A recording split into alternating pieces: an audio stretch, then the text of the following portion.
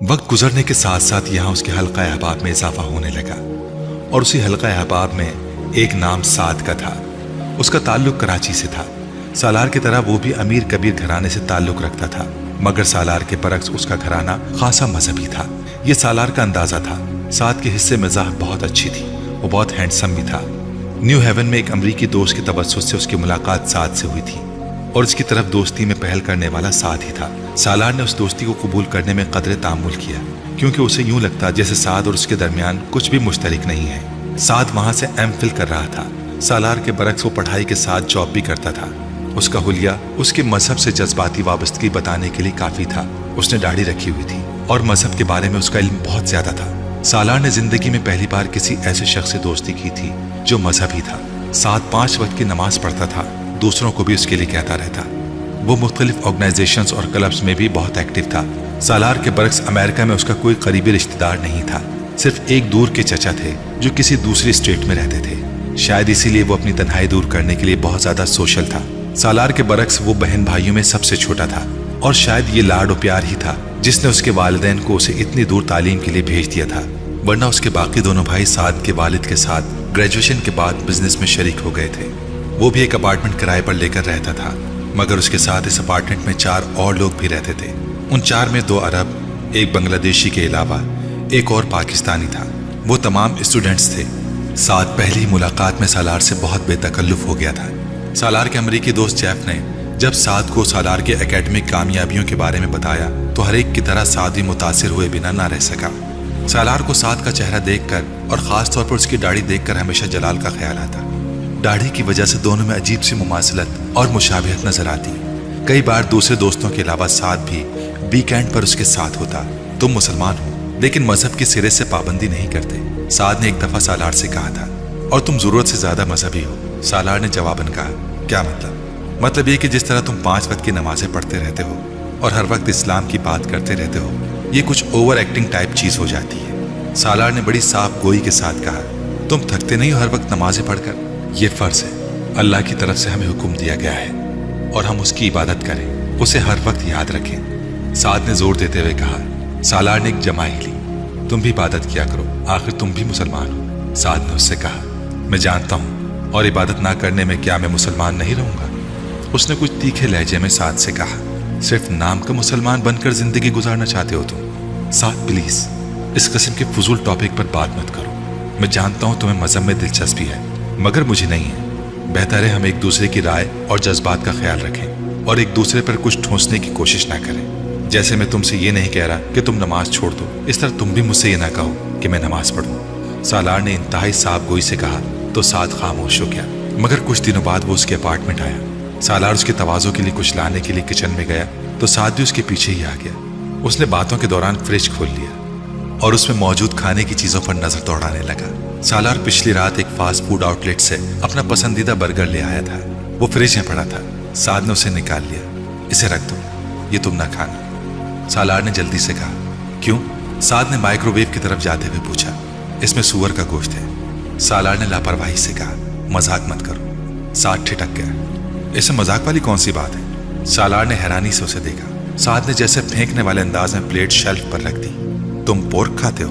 میں پورک نہیں کھاتا، میں صرف یہ برگر کھاتا ہوں کیونکہ یہ مجھے پسند ہے۔ سالار نے برنر جلاتے ہوئے کہا، تم جانتے ہو یہ حرام ہے اسلام میں؟ ہاں، اور پھر بھی اب تم پھر وہی تبلیغ بات شروع مت کرنا۔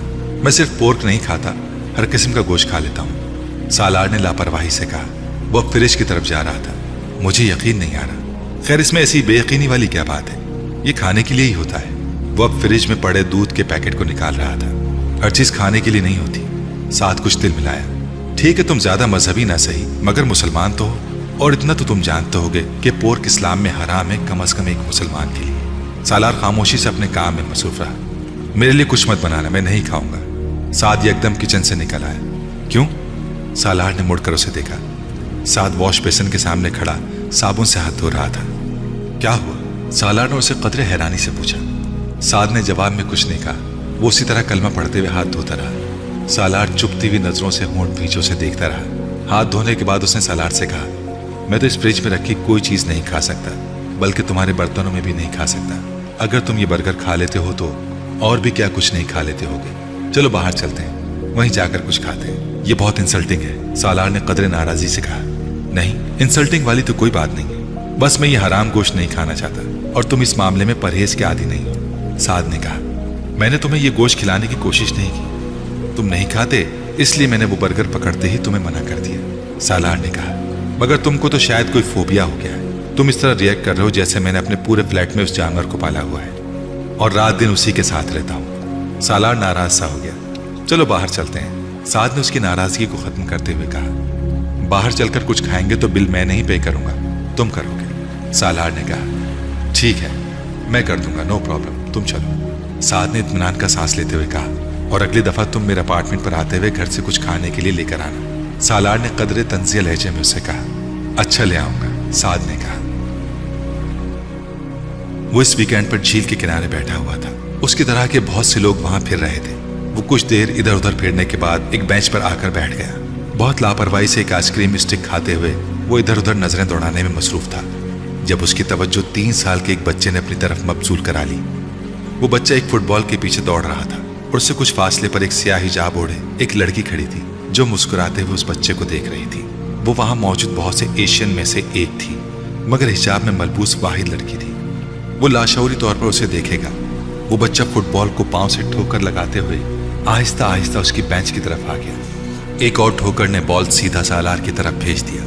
किसी गैर इरादी अमल के तहत सालार ने उसी तरह बैठे बैठे अपने दाएं पांव में पहने हुए जॉगर की मदद से उस बॉल को रोका और फिर अपना पांव हटाया नहीं बल्कि इस तरह फुटबॉल पर ही रखा। मगर इस बार उसकी नजर उस लड़की के बजाय उस बच्चे पर थी जो तेज रफ्तारी से उस बॉल के पीछे उसकी तरफ आया था। उसके बिल्कुल पास आने के बजाय वो कुछ दूर रुक गया। शायद वो तवक्को कर रहा था कि सालार बॉल को उसकी तरफ लुढ़का देगा, मगर सालार उसी तरह फुटबॉल पर एक पांव रखे बाएं हाथ से आइसक्रीम खाते हुए दूर खड़ी उस लड़की को देखता रहा। शायद उसे तवक्को थी कि अब वो करीब आएगी। ऐसा ही हुआ था। कुछ देर तक उसे फुटबॉल ना छोड़ते देखकर वो लड़की कुछ हैरानी से आगे उसकी तरफ आई थी। ये फुटबॉल छोड़ दे, उसने करीब आकर बड़ी शाइस्तगी से कहा। सालार चंद लम्हे उसे देखता रहा, फिर उसने फुटबॉल से अपना पांव हटाया और वहीं बैठे बैठे फुटबॉल को एक जोरदार किक लगाई। फुटबॉल उड़ते हुए बहुत दूर जा गिरी। किक लगाने के बाद उसने इत्मीनान से उस लड़की को देखा। उसका चेहरा अब सुर्ख हो रहा था, जबकि वो बच्चा एक बार फिर उस फुटबॉल की तरफ भागता जा रहा था जो अब कहीं नजर नहीं आ रही थी। उस लड़की ने जेरे लब उससे कुछ कहा, फिर वापस मुड़ गई। सालार उसके मुंह से निकलने वाले अल्फाज को सुन या समझ नहीं सका, मगर उसके सुर्ख चेहरे और तासुरात से वो ये अंदाजा बखूबी लगा सकता था कि वो कोई खुशगवार अल्फाज नहीं थे। उसे अपनी हरकत पर शर्मिंदगी भी हुई, मगर जल्दी अंदाजा हो गया कि उसने ये हरकत क्यों की। वो लड़की इमामा से मुशाबिहत रखती थी। वो लंबे से स्याह कोट में स्याह हिजाब ओढ़े हुए थी, दराज कद और बहुत दुबली पतली थी, बिल्कुल इमामा की तरह। उसकी सफेद रंगत और स्याह आंखें भी उसे इमामा जैसी ही महसूस हुई थी। इमामा बहुत लंबी चौड़ी चादर में खुद को छुपाए रखती थी। वो हिजाब नहीं लेती थी, मगर उसके बावजूद उस लड़की को देखते हुए उसे ख्याल आया था और लाशऊरी तौर पर उसने वो नहीं किया जो वो लड़की चाहती थी। शायद उसे किसी हद तक की तस्कीन हुई थी कि उसने इमामा की बात नहीं मानी, मगर वो इमामा नहीं थी। आखिर क्या हो रहा है मुझे? इस तरह तो उसने हैरान होते हुए सोचा। वो जेब में से एक सिगरेट निकालकर सुलगाने लगा। सिगरेट के कश लेते हुए वो एक बार फिर उस लड़की को देखने लगा जो अपने बच्चे को फुटबॉल के साथ खेलते देखकर मुस्कुरा रही थी। सालार उसे देख रहा था और उसके अलावा हर शय से बेनियाज नजर आ रहा था। उस रात वो काफी देर तक इमामा के बारे में सोचता रहा था। उसके और जलालुन नसर के बारे में उसे यकीन था अब तक वो दोनों शादी कर चुके होंगे, क्योंकि अपना निकाहनामा सिकंदर से हासिल करने के बाद वो ये जान चुकी होगी कि तलाक का हक पहले ही उसके पास था। उसे इस सिलसिले में सालार की मदद की जरूरत नहीं थी। ये जानने के बावजूद कि जलालुन नसर उसके कहने पर भी इमामा से शादी करने पर तैयार नहीं हुआ था, उसे फिर भी न जाने क्यों ये यकीन था कि जलालुन नसर एक बार इमामा के पास पहुंच जाने पर उसे इनकार नहीं कर सका होगा। उसकी मिन्नत समाजत पर वो मान गया होगा।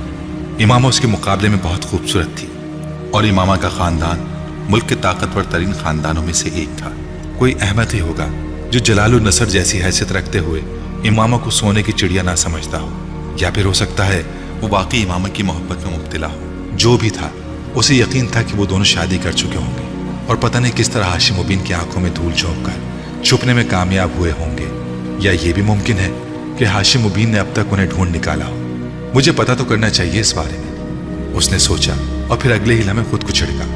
फॉर गॉड सेक सालार, दफा करो उसे, जाने दो। کیوں خامخواہ اس کے پیچھے پڑ گئے ہو؟ یہ جان کر آخر کیا مل جائے گا کہ ہاشم مبین اس تک پہنچے یا نہیں؟ اس نے بے اختیار خود کو جھڑکا، مگر اس کا تجسس ختم نہیں ہوا۔ واقعی میں نے یہاں آنے کے بعد یہ جاننے کی کوشش کیوں نہیں کی کہ ہاشم مبین اب تک اس تک پہنچے یا نہیں؟ اسے حیرانی ہو رہی تھی۔ میرا نام وینس ایڈورڈ ہے، وہ لڑکی اس کی طرف ہاتھ بڑھاتے ہوئے بولی تھی۔ وہ اس وقت لائبریری کی بک شیلف سے ایک کتاب نکال رہا تھا جب وہ اس کے قریب آئی تھی۔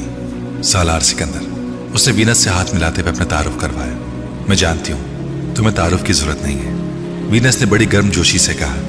سالار نے اسے یہ نہیں کہا کہ اسے بھی تعارف کی ضرورت نہیں تھی۔ وہ اپنی کلاس کے 50 لوگوں کو ان کے نام سے جانتا اور پہچانتا تھا۔ نہ صرف یہ بلکہ وہ بریف بایو ڈیٹا بھی بغیر اٹکے کسی غلطی کے بتا سکتا تھا۔ جیسے وہ اس وقت وینس کو یہ بتا کر حیران کر سکتا تھا کہ وہ نیو جرسی سے آئی تھی، وہاں وہ 1 سال ہیورچ کمپنی میں کام کرتی رہی تھی، اس کے پاس مارکیٹنگ میں ایک ڈگری تھی اور اب وہ دوسری ڈگری کے لیے وہاں آئی تھی۔ وہ اس سے کم از کم 6-7 سال بڑی تھی۔ اگرچہ اپنے قد و قامت سے سالار اس سے بہت بڑا لگتا تھا، مگر وہ جانتا تھا کہ وہ اس وقت اپنے بیچ میں سب سے کم عمر تھا۔ اپنے بیچ میں صرف وہی تھا جو کسی قسم کی جاب کے بغیر سیدھا MBA کے لیے آیا تھا۔ باقی سب کے پاس کہیں نہ کہیں کچھ سال کام کرنے کا تجربہ تھا، مگر اس وقت وینس کو یہ سب کچھ بتانا اسے خوش فہمی کا شکار کرنے کے مترادف تھا۔ اگر میں آپ کو کافی کی دعوت دوں تو، وینس نے اپنا تعارف کروانے کے بعد کہا، تو میں اسے قبول کر لوں گا۔ وہ اس کی بات پر ہنسی۔ تو پھر چلتے ہیں، کافی پیتے ہیں۔ سالار نے کندھے اچکائے، کتاب کو دوبارہ شیلف میں رکھ دیا۔ کیفیٹیریا میں بیٹھ کر وہ دونوں تقریباً آدھا گھنٹے تک ایک دوسرے کے ساتھ باتیں کرتے رہے۔ یہ وینس کے ساتھ اس کی شناسائی کا آغاز تھا۔ سالار کے لیے کسی لڑکی کے ساتھ تعلقات بڑھانا کوئی مشکل کام نہیں تھا، وہ یہ کام بہت آسانی سے کر لیا کرتا تھا۔ اس بار مزید آسانی یہ تھی کہ پہل وینس کی طرف سے ہوئی تھی۔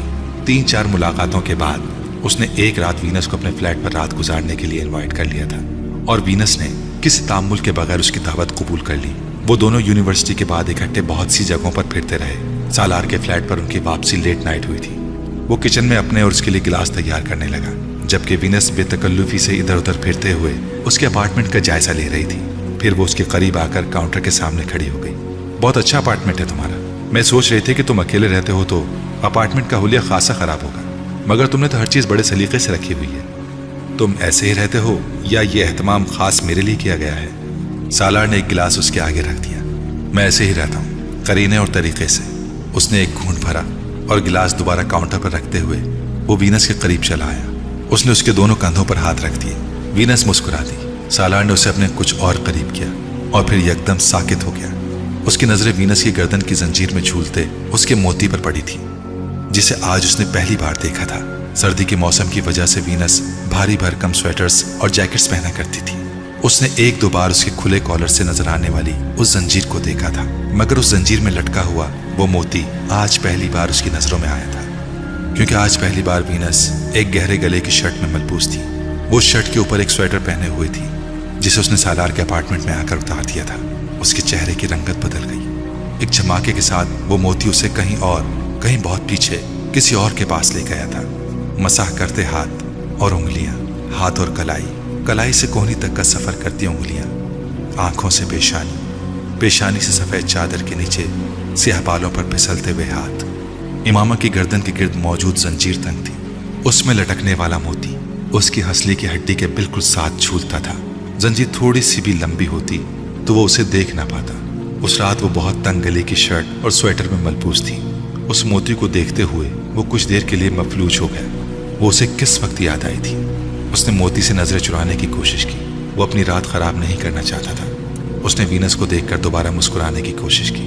وہ اسے کہہ رہی تھی، مجھے تمہاری آنکھیں بہت خوبصورت لگتی ہیں، مجھے تمہاری آنکھوں سے گھن آتی ہے۔